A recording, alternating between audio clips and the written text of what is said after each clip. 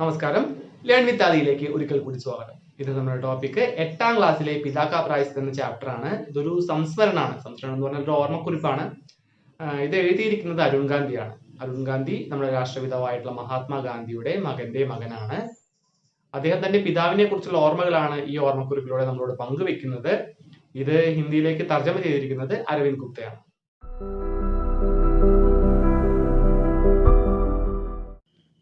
നമുക്കാദ്യം എഴുത്തുകാരനെ പരിചയപ്പെടാം.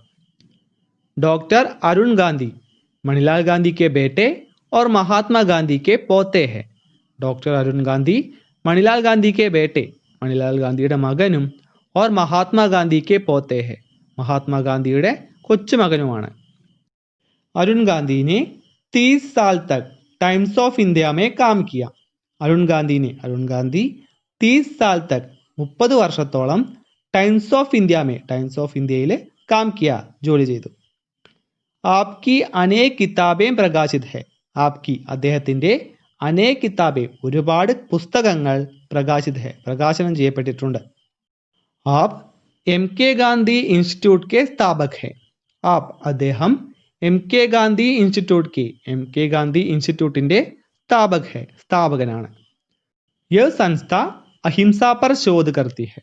यह संस्था ഈ സ്ഥാപനം അഹിംസാ पर, അഹിംസയെ പറ്റി शोध करती है, ഗവേഷണം നടത്തുന്നു. पिता का प्रायश्चित, പിതാവിന്റെ പ്രായശ്ചിത്തം. उस समय मैं 16 बरस का था.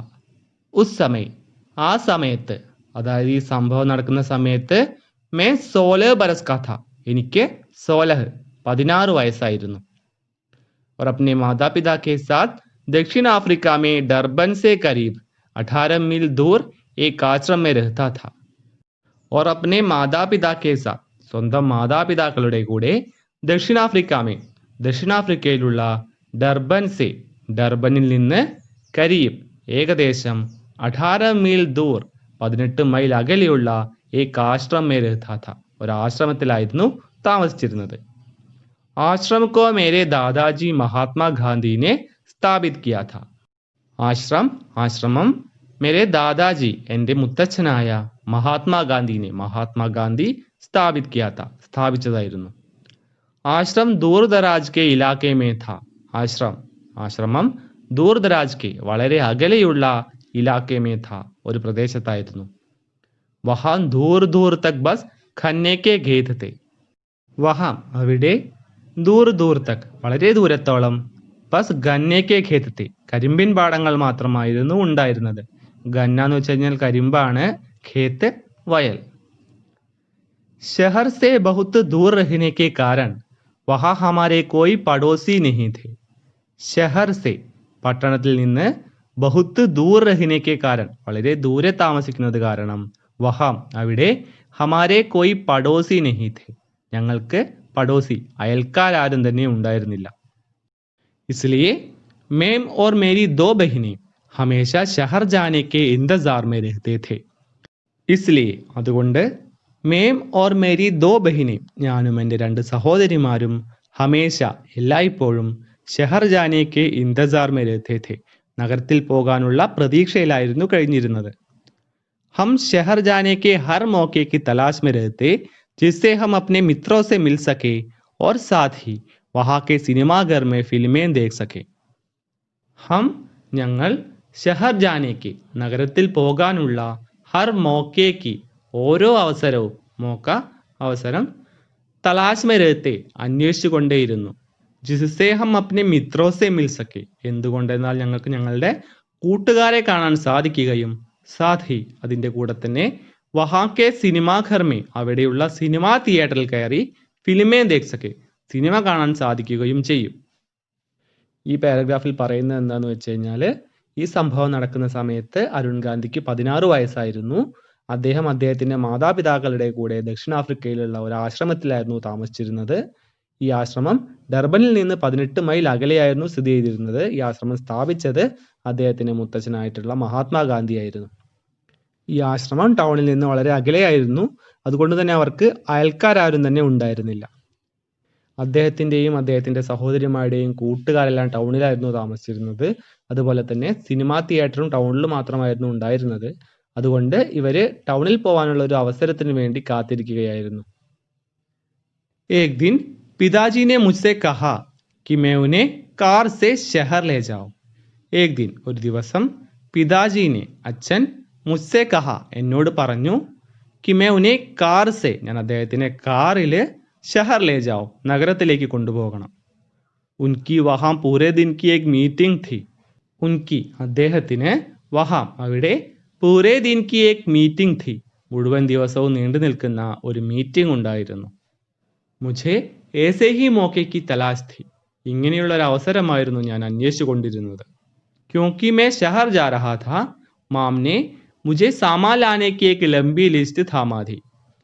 क्योंकि मैं शहर जा रहा था ഞാൻ നഗരത്തിൽ പോകുന്നത് കാരണം മാനെ അമ്മ മുझे എന്നെ സാമാൻ ലാനെ കി ഏക് ലംബി ലിസ്റ്റ് थामा थी സാധനങ്ങൾ വാങ്ങിക്കാനുള്ള ഒരു വലിയ ലിസ്റ്റ് ഏൽപ്പിച്ചു. शहर में मुझे पूरा दिन बिताना था. ഷഹർ മേ നഗരത്തിൽ മുझे എനിക്ക് പൂരാ ദിൻ ബിത്താനാ ഥ മുഴുവൻ ദിവസവും ചെലവഴിക്കണമായിരുന്നു. इसलिए पिताजी ने मुझसे कई बकाया कामों को पूरा करने को कहा. इसलिए അതുകൊണ്ട് പിതാജീനെ അച്ഛൻ മുझसे എന്നോട് വഹാങ്കി അവിടെയുള്ള കൈ ബക്കായ കാമോക്കോ ബക്കായ കാം ബാക്കിയായ ജോലികൾ പൂരാ കർണിക്കോ കഹ പൂർത്തിയാക്കാൻ ഏൽപ്പിച്ചു. इसमें कार की सर्विसिंग भी शामिल थी. इसमें ഇതിൽ കാർ की സർവീസിംഗ് ബി കാറിന്റെ സർവീസിംഗും ഷാമിൽ ഥി ഉണ്ടായിരുന്നു. അങ്ങനെ ഇരിക്കെ അരുൺ ഗാന്ധിയുടെ പിതാവായ മണിലാൽ ഗാന്ധിക്ക് ടൗണിൽ ഒരു ദിവസം മുഴുവൻ നീണ്ടു നിൽക്കുന്ന ഒരു മീറ്റിംഗ് വരികയും അരുൺ ഗാന്ധിയോട് അദ്ദേഹത്തെ കാറിൽ ടൗണിൽ കൊണ്ടുപോയി വിടാൻ പറയുകയും ചെയ്തു. ഇങ്ങനെയുള്ള ഒരു അവസരത്തിന് വേണ്ടിയായിരുന്നു അരുൺ ഗാന്ധി കാത്തിരുന്നത്. ഇവർ ടൗണിൽ പോകുന്നുണ്ടെന്ന് അറിഞ്ഞപ്പോൾ അദ്ദേഹത്തിന്റെ അമ്മ വാങ്ങാനുള്ള സാധനങ്ങളുടെ ഒരു വലിയ ലിസ്റ്റ് അദ്ദേഹത്തിനെ ഏൽപ്പിച്ചു. അദ്ദേഹം താമസിക്കുന്ന ആശ്രമത്തിൽ നിന്ന് ടൗണിലേക്ക് 18 മൈൽ ദൂരമുണ്ടെന്ന് ആദ്യം തന്നെ പറഞ്ഞല്ലോ. അതുകൊണ്ട് തന്നെ കാറിൽ അങ്ങോട്ടും ഇങ്ങോട്ടും സഞ്ചരിക്കുന്നത് വളരെ ബുദ്ധിമുട്ടുള്ള ഒരു കാര്യമായിരുന്നു. അതുകൊണ്ട് തന്നെ രാവിലെ അച്ഛനെ മീറ്റിംഗിന്റെ സ്ഥലത്ത് ഡ്രോപ്പ് ചെയ്തത് മുതൽ വൈകുന്നേരം അദ്ദേഹത്തിന്റെ മീറ്റിംഗ് കഴിയുന്നത് വരെ ടൗണിൽ തന്നെ സ്റ്റേ ചെയ്യാൻ അരുൺ ഗാന്ധി തീരുമാനിക്കുകയാണ്. അപ്പോൾ എന്തായാലും അദ്ദേഹം ടൗണിൽ സ്റ്റേ ചെയ്യാണ്. അതുകൊണ്ട് തന്നെ അദ്ദേഹത്തിന്റെ പിതാവ് ബാക്കിയായ ഒരുപാട് ജോലികൾ അദ്ദേഹത്തിന് ചെയ്യാൻ ഏൽപ്പിച്ചു. അതിൽ കാറിന്റെ സർവീസിംഗും ഉണ്ടായിരുന്നു. मैंने पिताजी को मीटिंग की जगह पर छोड़ा तो उन्होंने मुझे 5 बजे वही आ जाने को कहा. मैंने ഞാൻ പിതാജി കോ അച്ഛനെ മീറ്റിംഗ് की जगह पर छोड़ा മീറ്റിംഗിന്റെ സ്ഥലത്ത് വിട്ടപ്പോൾ ഉനോനെ അദ്ദേഹം മുझे എന്നോട് 5 ബജെ 5 മണിക്ക് വഹി ആ ജാനെ കോ കഹ അവിടെ തന്നെ എത്താൻ പറഞ്ഞു. बताए गए कामों को फटाफट निपटाने के बाद मैं झट से सिनेमाघर घुस गया. बताए गए कामों को പറഞ്ഞേൽപ്പിച്ച ജോലികൾ ഫട്ടാഫട്ട് പെട്ടെന്ന് തന്നെ നിപ്ടാനെ കെ ബാദ് തീർത്തതിന് ശേഷം ഞാൻ ചട്ട് സെ പെട്ടെന്ന് സിനിമാഘർ ഘുസ് ഗയ സിനിമ തിയേറ്ററിലേക്ക് കയറി. വഹാം जॉन बेन की एक दिलचस्प फिल्म देखते देखते मुझे समय का बिल्कुल ध्यान नहीं रहा. वहाँ അവിടെ ജോൺ ബെന്നിന്റെ ഏക് ദിൽജസ്പ് ഫിലിം ഒരു രസകരമായ സിനിമ ദേഖ്തേ ദേഖ്തേ കണ്ടുകൊണ്ടിരുന്നപ്പോൾ മുझे समय का बिल्कुल ध्यान नहीं रहा സമയം പോയത് ഞാൻ ശ്രദ്ധിച്ചില്ല. ധ്യാൻ എന്ന് പറഞ്ഞാൽ ശ്രദ്ധ എന്നാണ് അർത്ഥം. और जब ध्यान आया तब तक शाम के 5:30 बज चुके थे. और जब ध्यान आया അദ്ദേഹത്തിന് ശ്രദ്ധ വന്നപ്പോൾ അതായത് അദ്ദേഹത്തിന് ഓർമ്മ വന്നപ്പോൾ तब तक शाम के 5:30 बज चुके थे. शाम के വൈകുന്നേരം 5:30 5:30 മണിയായിരുന്നു. मैं झटपट गैरेज पहुंचा. ഞാൻ झटपट പെട്ടെന്ന് തന്നെ गैरेज पहुंचा गैरेजिലെത്തി. वहां से कार लेकर जब मैं पिताजी के पास पहुंचा तब तक शाम के 6 बज चुके थे. वहां से അവിടെ നിന്ന് കാർ ലേക്കർ കാർ എടുത്ത് ജബ് മേ പിതാജി കെ പാസ് പഹൂഞ്ച അച്ഛൻ്റെ അടുത്ത് എത്തിയപ്പോൾ തബ് തക് ഷാം കെ വൈകുന്നേരം 6 ബജ് ചുക്കേ തെ 6 മണിയായിരുന്നു. പിതാജി ബേസബ്രി സെ മേരാ ഇന്തസാർ കർ രഹേ തെ. പിതാജി അച്ഛൻ ബേസബ്രി സെ അക്ഷമനായി മേര ഇന്തസാർ കർ രഹേ തെ എന്നെ കാത്തിരിക്കുന്നുണ്ടായിരുന്നു. അപ്പോൾ ഈ പാരഗ്രാഫിൽ പറഞ്ഞിരിക്കുന്നത് എന്താണെന്ന് നോക്കാം. മണിലാൽ ഗാന്ധിയെ മീറ്റിംഗിന്റെ സ്ഥലത്ത് ഡ്രോപ്പ് ചെയ്തപ്പോൾ മണിലാൽ ഗാന്ധി അരുൺ ഗാന്ധിയോട് ഒരു കാര്യം ആവശ്യപ്പെട്ടു. 5 മണിക്ക് തന്നെ അതേ സ്ഥലത്ത് തിരിച്ചെത്തണം. ഈ കാര്യം അരുൺ ഗാന്ധി സമ്മതിക്കുകയും അദ്ദേഹം മറ്റ് ജോലികൾക്കായി പോവുകയും ചെയ്തു. പറഞ്ഞേൽപ്പിച്ച എല്ലാ ജോലികളും പെട്ടെന്ന് തന്നെ തീർത്തതിന് ശേഷം അദ്ദേഹം ഒരു സിനിമ കാണാൻ വേണ്ടിയിട്ട് സിനിമാ തിയേറ്ററിൽ കയറുകയാണ്. സിനിമ അങ്ങനെ കണ്ടുകൊണ്ടിരുന്നപ്പോൾ അദ്ദേഹം സമയം പോയത് ശ്രദ്ധിച്ചില്ല. അദ്ദേഹത്തിന് ഓർമ്മ വന്നപ്പോൾ 5:30 മണിയായിരുന്നു. അദ്ദേഹത്തിന്റെ പിതാവ് അദ്ദേഹത്തിനോട് തിരിച്ചെത്താൻ പറഞ്ഞ സമയം 5 മണിയായിരുന്നു. അരുൺ ഗാന്ധി ഉടനെ തന്നെ സിനിമാ തിയേറ്ററിൽ നിന്ന് ഇറങ്ങി കാറ് സർവീസ് ചെയ്യാൻ കൊടുത്ത ഗ്യാരേജിലേക്ക് പോയി അവിടെ നിന്ന് കാർ എടുത്ത് അദ്ദേഹത്തിന്റെ പിതാവിന്റെ അടുത്ത് എത്തിയപ്പോഴേക്കും സമയം 6 മണിയായിരുന്നു. പറഞ്ഞ സമയത്തേക്കാളും 1 മണിക്കൂർ വൈകിയാണ് അരുൺ ഗാന്ധി തന്റെ പിതാവിന്റെ അടുത്ത് എത്തുന്നത്. അപ്പോൾ മണിലാൽ ഗാന്ധി അരുൺ ഗാന്ധിയെ അക്ഷമനായി കാത്തിരിക്കുന്നുണ്ടായിരുന്നു. ഉനോനെ ഉത്സുകതാപൂർവക് പൂച്ച. ഉനോനെ അദ്ദേഹം ഉത്സുകതാപൂർവക് ഒരുപാട് ജിജ്ഞാസയോടുകൂടി പൂച്ച ചോദിച്ചു. തും ലേറ്റ് ക്യൂ ഹുയെ നീ എന്തുകൊണ്ടാണ് ലേറ്റ് ആയത്? ഉനെ യേ ബാത് ബതാത്തെ ഹുയെ മുझे बहुत शर्म आई कि मैं जॉन बेन की एक पश्चिमी फिल्म देख रहा था. പശ്ചിമി ഫിലിം പാശ്ചാത്യ സിനിമ. ജോൺ ബെന്നിന്റെ ഒരു പാശ്ചാത്യ സിനിമ കണ്ടുകൊണ്ടിരിക്കുകയായിരുന്നത് കൊണ്ടാണ് നേരം വൈകിയതെന്ന് അച്ഛനോട് പറയാൻ മുझे ശർമായി. ശർം ലജ്ജ, എനിക്ക് ലജ്ജ തോന്നി. इसलिए मैंने कह दिया कि कार तैयार नहीं थी इसलिए मुझे वहां देर हो गई. इसलिए അതുകൊണ്ട് मैंने कह दिया ഞാൻ പറഞ്ഞു कि कार तैयार नहीं थी കാർ റെഡി ആയിരുന്നില്ല. इसलिए मुझे वहां देर हो गई അതുകൊണ്ടാണ് ഞാൻ നേരം വൈകിയത്. देर होना എന്ന് പറഞ്ഞാൽ നേരം വൈകുക എന്നാണ്. मुझे इस बात का कोई अंदाजा नहीं था कि पिताजी पहले ही गैरेज को फोन कर चुके थे और असलियत से वाकिफ थे. मुझे എനിക്ക് इस बात का ഈ കാര്യത്തെക്കുറിച്ച് കോയി യാതൊരു അന്താസ ഊഹവും നഹീത ഉണ്ടായിരുന്നില്ല. ഏത് കാര്യത്തെക്കുറിച്ച്? कि पिताजी അച്ഛൻ പെഹലെ ഹി ആദ്യം തന്നെ ഗാരേജ് കോ ഫോൺ കർ ചുക്കേ തെ ഗാരേജിലേക്ക് ഫോൺ ചെയ്ത് ചോദിച്ചിരുന്നു. ഓർ അസ്ലിയത്ത് സെ വാക്കിഫ് തെ അസ്ലിയത്ത് എന്ന് പറഞ്ഞാൽ യാഥാർത്ഥ്യം, സത്യം എന്നൊക്കെയാണ്. അപ്പോൾ സത്യം, വാക്കിഫ് എന്ന് പറഞ്ഞാൽ അറിയുന്നവൻ എന്നാണ്. അസ്ലിയത്ത് സെ വാക്കിഫ് തെ എന്ന് പറഞ്ഞാൽ സത്യം അറിയുന്നവനായിരുന്നു. അതായത് അരുൺ ഗാന്ധി നുണ പറയുകയാണെന്ന് അച്ഛനായ മണിലാൽ ഗാന്ധിക്ക് അറിയാമായിരുന്നു. വേ മേരെ ഝൂട്ട് കോ ജാൻ ചുക്കേ ഥേ പർ ബോലെ അദ്ദേഹത്തിന് ഞാൻ ചെയ്ത് തെറ്ററിയാമായിരുന്നു, എന്നാലും അദ്ദേഹം പറഞ്ഞു. ജിസ് തരഹ സെ मैंने तुम्हें बड़ा किया है उसमें मुझसे कोई भारी चूक हुई है. ജിസ് തരഹ സെ मैंने तुम्हें बड़ा किया है ഏത് രീതിയിലാണോ ഞാൻ നിന്നെ വളർത്തി വലുതാക്കിയത്, ഉസ്മേ അതിൽ, മുझसे कोई भारी चूक हुई है എനിക്ക് വലിയൊരു തെറ്റ് പറ്റി. ചൂക്ക് എന്ന് പറഞ്ഞാൽ തെറ്റ്, നഷ്ടം എന്നൊക്കെയാണ് അർത്ഥം. അദ്ദേഹം അങ്ങനെ പറയാൻ എന്താണ് കാരണമെന്ന് അടുത്ത പാരഗ്രാഫിൽ പറയുന്നുണ്ട്. നമുക്കത് എന്താണെന്ന് നോക്കാം. मैंने तुम्हें सच बोलने का आत्मविश्वास नहीं दिया. मैंने ഞാൻ, तुम्हें നിനക്ക്, സച്ച് बोलने का സത്യം പറയാനുള്ള, ആത്മവിശ്വാസ് नहीं दिया ആത്മവിശ്വാസം നൽകിയില്ല. अब मैं घर तक की 18 मील की दूरी पैदल चलकर ही तय करूंगा. अब मैं ഇനി ഞാൻ ഘർ തക് की വീട് വരെയുള്ള 18 मील की दूरी 18 മൈൽ ദൂരം പൈദൽ ചൽക്കർ ഹി തൈ കറൂങ്ക കാൽനടയായി പോയിട്ടേ ഇതിനൊരു തീരുമാനം എടുക്കുന്നുള്ളൂ.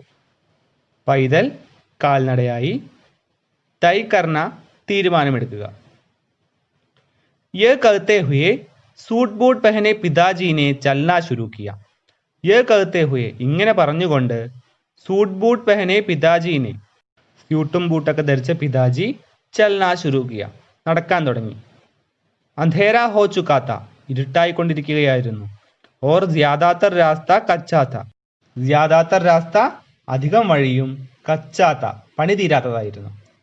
സഡക് സുൻസാൻ थी और वहां कोई रोशनी भी नहीं थी. സഡക് റോഡ്, സുൻസാൻ थी വിജനമായിരുന്നു. ഓർ വഹാ കോയി റോഷ്നി ഭി നഹി थी അവിടെ പ്രകാശമൊന്നും തന്നെ ഉണ്ടായിരുന്നില്ല. റോഷ്നി എന്ന് പറഞ്ഞാൽ പ്രകാശം. मैं पिताजी को अकेला नहीं छोड़ सकता था. എനിക്ക് പിതാജി കോ അച്ഛനെ അക്കേല നഹി छोड़ सकता था ഒറ്റയ്ക്ക് വിടാൻ കഴിയുമായിരുന്നില്ല.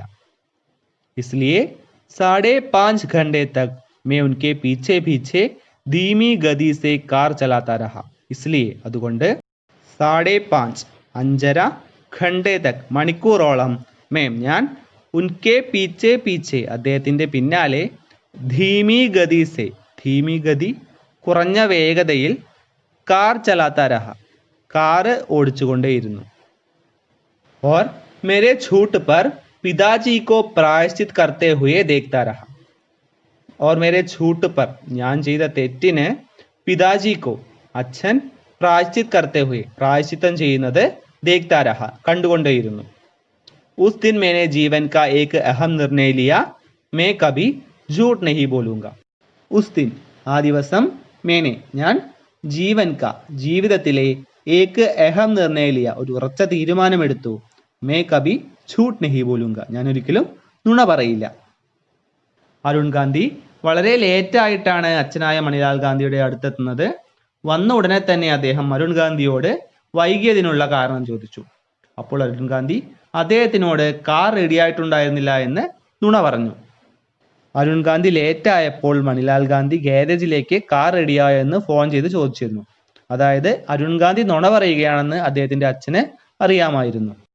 തന്റെ മകനെ വളർത്തി വലുതാക്കിയതിൽ തനിക്ക് വലിയൊരു തെറ്റ് പറ്റിയെന്നും വീട്ടിലേക്കുള്ള 18 മൈൽ ദൂരം നടന്നുകൊണ്ടേ ഇതിനൊരു തീരുമാനമെടുക്കൂ എന്നും പറഞ്ഞ് മണിലാൽ ഗാന്ധി വീട്ടിലേക്ക് നടക്കാൻ തുടങ്ങി. രാത്രിയായിക്കൊണ്ടിരിക്കുകയാണ്. വിജനമായ പണിതീരാത്ത റോഡാണ്.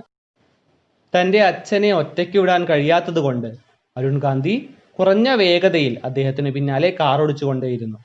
താൻ ചെയ്ത തെറ്റിന് തന്റെ അച്ഛൻ പ്രായശ്ചിത്തം ചെയ്യുന്നത് കണ്ടുകൊണ്ടേയിരുന്നു. അന്ന് അദ്ദേഹം ഒരു തീരുമാനമെടുത്തു, ഒരിക്കലും തുണ പറയില്ല. Axar is ഘട്ന K Bare may സോച്താ ഹൂം. ഞാൻ അക്സർ എല്ലായ്പ്പോഴും ഇസ് ഘട്ന കെ ബാരെ മേ ഈ ഒരു സംഭവത്തെക്കുറിച്ച് സോച്താ ഹൂം ആലോചിക്കാറുണ്ട്. അഗർ പിതാജി ने मुझे अन्य पालकों की तरह सजा दी होती तो क्या मैंने कोई सबक सीखा होता. അഗർ ഒരു പക്ഷേ പിതാജീനെ അച്ഛൻ മുझे എന്നെ അന്യ പാലകോं की तरह മറ്റ് രക്ഷിതാക്കളെ പോലെ സസാ ദി ഹോത്തി തോ ശിക്ഷിച്ചിരുന്നുവെങ്കിൽ ക്യാ മേനെ കോയി സബക് സിഖാ ഹോത്ത ഞാൻ എന്തെങ്കിലും പാഠം പഠിക്കുമായിരുന്നു. സബക് പാഠം. ഷായദ് നഹി ഒരു പക്ഷേ ഇല്ല. സസാ രഹ്നെ കെ ബാദ് ഭി मैं शायद झूठ बोलने की अपनी आदत नहीं बदलती होती. സസാ രഹ്നെ കെ ബാദ് ഭി ശിക്ഷ ലഭിച്ചതിന് ശേഷവും ഷായദ് ഒരു പക്ഷേ ഝൂട്ട് ബോൽനേക്ക് നുണ പറയുന്ന അപ്നി ആദത് തന്റെ ശീലം നഹി ബദൽത്തി ഹോത്തി മാറ്റുമായിരുന്നില്ല. പരന്തു ഇസ് അഹിംസക് ഘട്ന കാ മേരെ ഊപ്പർ ബഹുത് ഗഹരാ അസർ ഹുവ. പരന്തു എന്നാൽ ഇസ് അഹിംസക് ഘട്ന കാ ഈ അഹിംസാപരമായിട്ടുള്ള സംഭവം മേരെ ഊപ്പർ ബഹുത് ഗഹരാ അസർ ഹുവ എന്നെ വളരെയേറെ സ്വാധീനിച്ചു. മുझे लगता है जैसे ये घटना कल ही घटी हो. ഈ സംഭവം ഇന്നലെ നടന്നതുപോലെ എനിക്ക് തോന്നാറുണ്ട്. അഹിംസാക്കി യഹി ശക്തി ഹെ ഇതാണ് അഹിംസയുടെ ശക്തി. അപ്പോൾ ഇന്നത്തെ ക്ലാസ് എല്ലാവർക്കും മനസ്സിലായി എന്ന് വിശ്വസിക്കുന്നു. വളരെ ഇമ്പോർട്ടന്റ് ആയിട്ടുള്ള ഒരു ചാപ്റ്റർ ആണ് പിതാ പ്രായശ്ചിത്ത്. ഇതിൽ നിന്ന് ഡയറി ചോദിക്കാറുണ്ട്, വാർത്താലാപൊക്കെ ചോദിക്കാറുണ്ട്. നന്നായിട്ട് വായിച്ചു നോക്കുക. എന്തെങ്കിലും സംശയങ്ങൾ ഉണ്ടെങ്കിൽ കമന്റ് ചെയ്യുക. അപ്പോൾ മറ്റൊരു വീഡിയോയിലൂടെ വീണ്ടും കാണാം.